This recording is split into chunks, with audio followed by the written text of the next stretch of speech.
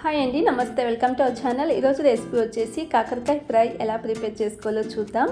అందుకోసం ముందుగా ఒక మిక్సింగ్ బౌల్ తీసుకుని 2 కాకరకాయలను శుభ్రంగా కడిగి లోపలున్న సీడ్స్ తీసేసి ఈ విధంగా రౌండ్ షేప్లో కట్ చేసుకోండి.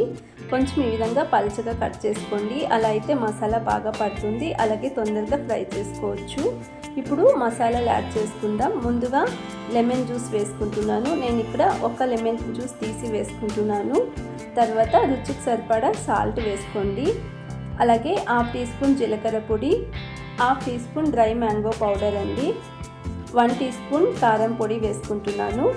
అలాగే 1/2 టీ స్పూన్ ధనియాల పౌడర్, 1 టీ స్పూన్ కార్న్ఫ్లవర్, తర్వాత 1 టీ స్పూన్ శనగపిండి వేసుకుంటున్నాను. వీటన్నిటిని వేసుకుని ఒకసారి బాగా మిక్స్ చేసుకుందాం.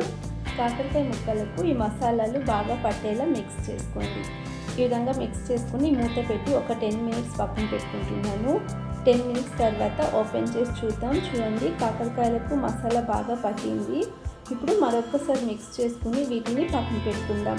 ఇక్కడ ఫ్రై చేసుకోవడం కోసం నేను ముందుగా ఒక పెనం పెట్టుకుని 2 టీ స్పూన్ ఆయిల్ వేసుకుంటున్నాను.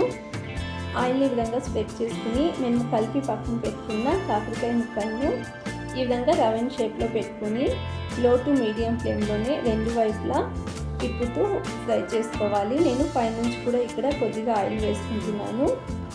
ఈ విధంగా 2 వైపులు తిప్పుతూ బాగా ఫ్రై చేసుకుని ఒక ప్లేట్లో తీసేసుకోండి. మిగిలిన కాకరకాయ ముక్కలను కూడా ఇదే విధంగా ఆయిల్ వేసుకుని ఫ్రై చేసుకుని ఒక ప్లేట్లో తీసుకుంటే కాకరకాయ ఫ్రై రెడీ అండి. చూసారు కదా, ఎంత సింపుల్గా చేసుకోవచ్చు.